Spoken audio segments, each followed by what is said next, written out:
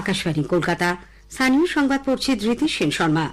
বিশেষ খবর হল, রাজ্য সরকার 100 দিনের কাজের বিকল্প কর্মশ্রী প্রকল্পে চলতি আর্থিক বছরে বৈধ জব কার্ডধারীদের গড়ে 57 দিন করে কাজ দিয়েছে। নানা অনুষ্ঠানের মধ্যে দিয়ে আজ আন্তর্জাতিক মাতৃভাষা দিবস পালিত হচ্ছে। হাওড়ার আমতায় এক ওষুধ সরবরাহকারী সংস্থার গুদাম থেকে 17 লক্ষ টাকার জাল ওষুধ বাজেয়াপ্ত, গ্রেপ্তার সংস্থার মালিক। এই নিয়ে সমালোচনায় সরব বিরোধীরা। উত্তর দিনাজপুরের সংখ্যালঘু দপ্তরের কয়েক কোটি টাকা তছরূপের অভিযোগে সিআইডি আরও 2 জনকে গ্রেপ্তার করেছে। 11 বছর আগে চুরির অভিযোগে এক মাছ ব্যবসায়ীকে গণপ্রহার ও খুনের দায়ে দোষী সাব্যস্ত হলেন পানিহাটি পুরসভার 11 নম্বর ওয়ার্ডের বর্তমান কাউন্সিলর তারক গুহ। জোড়া ঘূর্ণাবর্ত ও বাতাসে জলীয় বাষ্পের পরিমাণ বেড়ে যাওয়ায় কলকাতা সহ রাজ্যের বিভিন্ন জেলায় রবিবার পর্যন্ত বৃষ্টির পূর্বাভাস। আসছে বিস্তারিত খবরে। রাজ্য সরকার 100 দিনের কাজের বিকল্প কর্মশ্রী প্রকল্পে চলতি আর্থিক বছরে বৈধ জব কার্ডধারীদের গড়ে 57 দিন করে কাজ দিয়েছে। চলতি বছরে 75 লক্ষ মানুষকে এই প্রকল্পে কাজ দেওয়ার লক্ষ্যমাত্রা রাখা হয়েছে। চলতি আর্থিক বছরের শেষ 1 মাসে তা পূরণ করা যাবে বলে আশা করা হচ্ছে। প্রকল্পের সম্পূর্ণ খরচই বহন করছে রাজ্য সরকার। কর্মশ্রী প্রকল্পে জব কার্ডধারী শ্রমিকদের বাংলার বাড়ি তৈরির কাজে ব্যবহার করা হবে বলেও সিদ্ধান্ত নেওয়া হয়েছে। ওই প্রকল্পে প্রায় 12 লক্ষ বাড়ি তৈরির প্রথম কিস্তির টাকা বন্টনের কাজ ইতিমধ্যেই সম্পূর্ণ। ওই বাড়ি তৈরির কাজে কর্মশ্রী প্রকল্পে নথিভুক্ত শ্রমিকদের কাজে লাগাতে পঞ্চায়েত দপ্তর নির্দেশ দিয়েছে। বাড়ি পিছু একজন জব কার্ড হোল্ডারকে শ্রমিক হিসেবে ব্যবহার করা হবে। এর ফলে প্রকল্পের আওতাধীন প্রায় 1.5 লক্ষ শ্রমিককে বাংলার বাড়ি প্রকল্পের কাজ দিতে চলেছে রাজ্য সরকার। প্রশাসনিক সূত্রে জানা গেছে, রাজ্যের সমস্ত দপ্তর কাজ দিলেও কর্মশ্রী দিবসের সবথেকে বেশি কর্মদিবস সৃষ্টি হয়েছে পঞ্চায়েত, জনস্বাস্থ্য, কারিগরি ও বিদ্যালয় শিক্ষা দপ্তরে। উল্লেখ্য, রাজ্যে 100 দিনের কাজ বন্ধ থাকা ওই প্রকল্পে কাজ হারাদের বিকল্প কর্মসংস্থানের সুযোগ দিতে রাজ্য সরকার চলতি আর্থিক বছরের বাজেটে 50 দিনের কাজের প্রকল্প কর্মশ্রীর ঘোষণা করে। এর আগে পথশ্রী প্রকল্পে রাস্তা নির্মাণের ক্ষেত্রেও এই জব কার্ড হোল্ডারদের কাজে লাগানো হয়েছিল। রাজ্যের বিভিন্ন সমবায় ব্যাংকে দীর্ঘদিন লেনদেনের অভাবে বন্ধ হয়ে যাওয়া অ্যাকাউন্টগুলিতে প্রায় 583 কোটি টাকা সঞ্চিত রয়েছে বলে সমবায় দপ্তর সূত্রে জানা গেছে। এর মধ্যে কৃষি সমবায় সমিতির বিভিন্ন অ্যাকাউন্টেই প্রায় 450 কোটি টাকা রয়েছে। এগুলিতে নতুন করে কেওয়াইসি চাওয়া হয়েছে। নিয়ম অনুযায়ী বন্ধ হয়ে যাওয়া এইসব অ্যাকাউন্টে জমা টাকা রিজার্ভ ব্যাংকের নির্দিষ্ট অ্যাকাউন্টে পাঠিয়ে দেওয়ার কথা থাকলেও এই পদক্ষেপ গ্রহণের আগে রাজ্য সরকার আরও একবার অ্যাকাউন্টগুলি যাচাই করে নেওয়ার সিদ্ধান্ত নিয়েছে।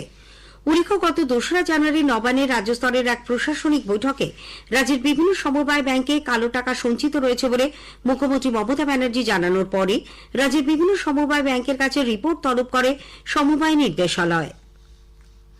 নানা অনুষ্ঠানের মধ্যে দিয়ে আজ আন্তর্জাতিক মাতৃভাষা দিবস উদযাপিত হচ্ছে। এই উপলক্ষে রাজ্য সরকারের উদ্যোগে মূল অনুষ্ঠানটি হয় দক্ষিণ কলকাতার দেশপ্রিয় পার্কে। সদ্য প্রয়াত শিল্পী প্রতুল মুখোপাধ্যায়ের প্রতি সেখানে শ্রদ্ধা জানানো হয়। রাজ্য সচিবালয়ে নবান্নে ভাষা আন্দোলনের শহীদদের প্রতি শ্রদ্ধা জানান শিক্ষামন্ত্রী ব্রাত্য বসু। একটি প্রতিবেদন। 21শে ফেব্রুয়ারির প্রাক সন্ধ্যা থেকেই শুরু হয়ে যায় ভাষা দিবসের অনুষ্ঠান। সুরের সঙ্গে সঙ্গে শহরের বহু কালো পিচ রাস্তায় লাল কালিতে লেখা হয় আমার ভাইয়ের রক্তে রাঙানো 21শে ফেব্রুয়ারির কথা।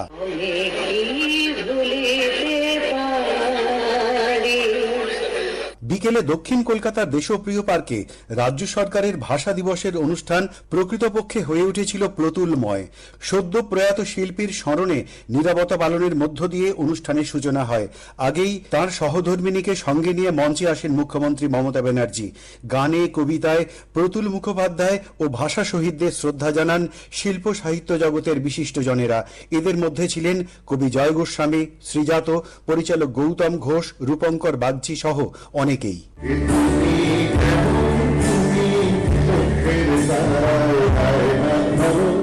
নিরস্ত্র এক আলিম ঘরে দুহাতি যাঁর খোলা, চিরতরুণ শক্ত কাঁধে বিবাদী তাঁর ঝোলা।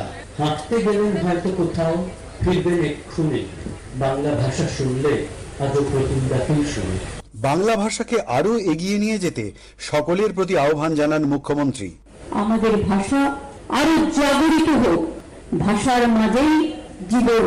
তাই আসুন আজকের দিন থেকে আমরা করি স্মরণ আমাদের ভাষাকে সহ সব ভাষাকে শ্রদ্ধা জানিয়ে বাংলাকে ভালোবাসুন। অভিজিৎ চক্রবর্তী, আকাশবাণী সংবাদ, কলকাতা। বিভিন্ন জেলা থেকেও দিনটি পালনের খবর এসেছে। তবে বাংলাদেশের সাম্প্রতিক পরিস্থিতির প্রেক্ষিতে প্রতি বছরের চেনা ছবি এবার ধরা পড়েনি পেট্রাপোল সীমান্তে। অন্যদিকে বাংলাদেশের বেনাপোলে আলাদাভাবে পালিত হয় ভাষা দিবস। নোম্যান্স ল্যান্ডে দুদেশের যৌথ উদ্যোগে কোনো অনুষ্ঠান হয়নি। পেট্রাপোলের ছয়ঘরিয়া গ্রামে বিশেষ অনুষ্ঠানের আয়োজন করা হয়। বনগাঁর 4টি স্কুলের ছাত্রছাত্রীদের পাশাপাশি পদযাত্রায় সামিল হন অভিভাবক ও শিক্ষক শিক্ষিকারা। রাজ্যসভার সাংসদ মমতা বালা ঠাকুর সহ বিশিষ্ট ব্যক্তিরা অস্থায়ী শহীদ বেদিতে মাল্যদান করে শ্রদ্ধা জানান। মমতা বালা ঠাকুর বলেন, খুব মর্মান্তিক আমাদের জন্য, কেন বহুবার এখানে এসেছি, বহুবার আমরা আনন্দে গেছি। ওখানে যে শহীদের ওখানে যে আমরা ফুল দিয়ে যে তাদের তর্পণ করতাম, সেটা আজকে করতে পারছি না। তবে আমার মনে হয় যে ধীরে ধীরে আবার ঠিক হবে, আবার একদিন আবার আমরা ওখানে যেতে পারবো, মূল স্রোতে আবার ফিরবে। আমরা আবার সেই আশা রাখছি। ভাষা আন্দোলনের শহীদ আবুল বরকতের জন্মভিটে মুর্শিদাবাদের সালারের বাবলা গ্রামে যথাযোগ্য মর্যাদায় দিনটি পালন করা হয়।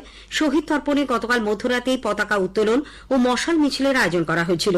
বিকেলে এই উপলক্ষে এক আলোচনা সভায় অংশ নেন বিদগ্ধ জনেরা। 3 দিন চলবে ভাষা দিবসের অনুষ্ঠান। জেলার ডোমকল ও জঙ্গিপুরে আজ শুরু হয়েছে বইমেলা। পশ্চিম মেদিনীপুরের খড়গপুর আইআইটিতে এই উপলক্ষে উচ্চশিক্ষায় মাতৃভাষার গুরুত্ব সম্পর্কে এক আলোচনা সভার আয়োজন করা হয়। অনুষ্ঠানে প্রধান অতিথি হিসেবে উপস্থিত ছিলেন রায়পুরের কুশাভাউ ঠাকরে জনসংযোগ বিশ্ববিদ্যালয়ের উপাচার্য অধ্যাপক বলদেও ভাই শর্মা। জলপাইগুড়ির প্রসন্নদেব মহিলা মহাবিদ্যালয়ে আন্তর্জাতিক বাংলা ভাষা সংস্কৃতি সমিতির এক অনুষ্ঠানে অংশ নেন অধ্যাপক, শিক্ষক ও ছাত্রছাত্রীরা। সরকারি কাজে বাংলা ভাষা চালু করার দাবি তোলেন তারা। নদিয়ার কৃষ্ণনগরের রবীন্দ্র ভবনেও এই উপলক্ষে এক অনুষ্ঠানের আয়োজন করা হয়। বাঁকুড়ায় জেলা ও তথ্য সংস্কৃতি দপ্তরের উদ্যোগে জেলা শাসক কার্যালয়ের মাইনরিটি ভবনে পালিত হয় ভাষা দিবসের অনুষ্ঠান। প্রধানমন্ত্রী নরেন্দ্র মোদী আগামী রবিবার 23শে ফেব্রুয়ারি আকাশবাণীতে মন কি বাত অনুষ্ঠানে তার চিন্তাভাবনা দেশ বিদেশের মানুষের সঙ্গে ভাগ করে নেবেন। এটি হবে মাসিক এই বেতার অনুষ্ঠানের 119তম পর্ব। সকাল 11টা থেকে আকাশবাণী ও দূরদর্শনের সবকটি প্রচার তরঙ্গ, এআইআর নিউজ ওয়েবসাইট এবং নিউজ অন এআইআর মোবাইল অ্যাপে অনুষ্ঠানটি সম্প্রচারিত হবে। স্থানীয় সংবাদ শুনছেন আকাশবাণী কলকাতা কেন্দ্র থেকে। আমাদের সংবাদ শোনা যাবে ইউটিউব চ্যানেল আকাশবাণী সংবাদ বাংলা, ফেসবুক ও ইনস্টাগ্রাম আকাশবাণী সংবাদ কলকাতা এবং এক্স হ্যান্ডেল এআইআর নিউজ কলকাতাতে। হাওড়ার আমতায় এক ওষুধ সরবরাহকারী সংস্থার গুদাম থেকে 17 লক্ষ টাকার জাল ওষুধ বাজেয়াপ্ত করা হয়েছে। রাজ্যের ড্রাগ কন্ট্রোল বোর্ড গোপন খবরের ভিত্তিতে গতরাতে তল্লাশি চালিয়ে এই জাল ওষুধের হদিশ পায়। নামী ওষুধ কোম্পানির কিউআর কোড জাল করে এই ব্যবসা চালানো হতো। সংস্থার মালিক বাবলু মান্নাকে গ্রেপ্তার করা হয়েছে। তাকে আজ উলুবেড়িয়া আদালতে তোলা হলে 14 দিনের জেল হেফাজতে পাঠানো হয়। এদিকে রাজ্যে আবারও জাল ওষুধের সন্ধান মেলায় সমালোচনায় সরব হয়েছেন বিরোধীরা। এই জাল ওষুধের কারবারের সঙ্গে পুলিশ, সরকার ও শাসক দল জড়িত বলে বিরোধী দলনেতা শুভেন্দু অধিকারী দাবি করেছেন। প্রয়াগরাজে কুম্ভ স্নান সেরে আজ সন্ধ্যায় বিমানবন্দরে সাংবাদিকদের প্রশ্নের উত্তরে তিনি বলেন, ওটা রাজ্যে জাল নেই এমন কোনো জায়গা নেই, সমাধান তো নেই। এগুলো সবগুলোর সঙ্গে রাজ্যের পুলিশ এবং রাজ্যের সরকার এবং শাসক দল যুক্ত। প্রবীণ কংগ্রেস নেতা প্রাক্তন সাংসদ অধীর রঞ্জন চৌধুরী বলেছেন, রাজ্যের শাসক দলের মদতেই এই জাল ওষুধের রমরমা। ওষুধ, ডাক্তারি, স্বাস্থ্য, শিক্ষা সব জায়গাতে সবকিছু হয় যদি পয়সা দেওয়া যায়। এখানে পয়সা ফেকো, তামাশা দেখো, এটাই দিদির বাংলা। তৃণমূল করার বিনিময়ে সবকিছু করতে পারো। দেখবেন যারা এই ওষুধের কারবারটা করছে তাদের পিছনে পৃষ্ঠপোষক হিসেবে তৃণমূলের কোন নেতা অবশ্যই আছে। এই লোকটা যাকে পয়সা দিয়ে এই কারবারটা করছে। উত্তর দিনাজপুরের সংখ্যালঘু দপ্তরের কয়েক কোটি টাকা তছরূপের অভিযোগে সিআইডি আরও 2 জনকে গ্রেপ্তার করেছে। এই নিয়ে ঘটনায় মোট 7 জনকে ধরা হল। ধৃত পঞ্চু বসাক ও অশোক বসাকের বাড়ি করণদিঘি থানার মেহিন্দা বাড়িতে। পেশায় গৃহ শিক্ষকতার পাশাপাশি এরা এলাকার প্রভাবশালী ব্যবসায়ী হিসেবেও পরিচিত। গোপন খবরের ভিত্তিতে মোবাইল ফোন ট্র্যাক করে গতকাল এদের ধরা হয়। ধৃতদের আজ রায়গঞ্জ জেলা আদালতে তোলা হলে বিচারক 5 দিনের সিআইডি হেফাজতের নির্দেশ দেন। উল্লেখ্য, পঞ্চু বসাককে এর আগে সিআইডি 2022-এও আরও একবার গ্রেপ্তার করেছিল। তখন তার বাড়ি থেকে উদ্ধার হয় 610টি বিভিন্ন ব্যাংকের এটিএম কার্ড। 11 বছর আগে চুরির অভিযোগে এক মাছ ব্যবসায়ীকে গণপ্রহার ও খুনের দায়ে দোষী সাব্যস্ত হলেন পানিহাটি পুরসভার 11 নম্বর ওয়ার্ডের বর্তমান কাউন্সিলর তারক গুহ।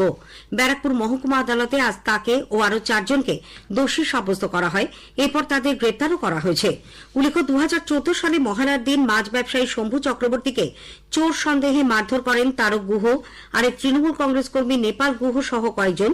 তারপরেই শম্ভুর মৃত্যু হয়। বীরভূমের মোহাম্মদ বাজারে ঘর থেকে একটি আদিবাসী পরিবারের 3 সদস্যের রক্তাক্ত দেহ উদ্ধারের ঘটনায় পুলিশ তদন্ত করছে। এখনও কাউকে গ্রেপ্তার করা যায়নি। মৃতদেহগুলি পাঠানো হয়েছে ময়না তদন্তের জন্য। জোড়া ঘূর্ণাবর্ত বাতাসে জলীয় বাষ্পের পরিমাণ বেড়ে যাওয়ায় কলকাতা সহ রাজ্যের বিভিন্ন জেলায় আগামী রবিবার পর্যন্ত বৃষ্টির পূর্বাভাস দিয়েছে আবহাওয়া দপ্তর। সেই সঙ্গে ঝোড়ো হাওয়াও বয়ে যেতে পারে। অসময়ের এই বৃষ্টিতে গরমের হাত থেকে কিছুটা স্বস্তি মিলেছে। কলকাতায় সর্বোচ্চ তাপমাত্রা রেকর্ড করা হয় 27.2 ডিগ্রি সেলসিয়াস, স্বাভাবিকের তুলনায় যা 3.3 ডিগ্রি সেলসিয়াস নিচে। শেষ করার আগে স্থানীয় সংবাদের বিশেষ কিছু অংশ আরও একবার। রাজ্য সরকার 100 দিনের কাজের বিকল্প কর্মশ্রী প্রকল্পে চলতি আর্থিক বছরে বৈধ জব কার্ডধারীদের গড়ে 57 দিন করে কাজ দিয়েছে। নানা অনুষ্ঠানের মধ্যে দিয়ে আজ আন্তর্জাতিক মাতৃভাষা দিবস উদযাপিত হচ্ছে। স্থানীয় সংবাদ শেষ হল। এরপর খেলার খবর 8টা 10-এ।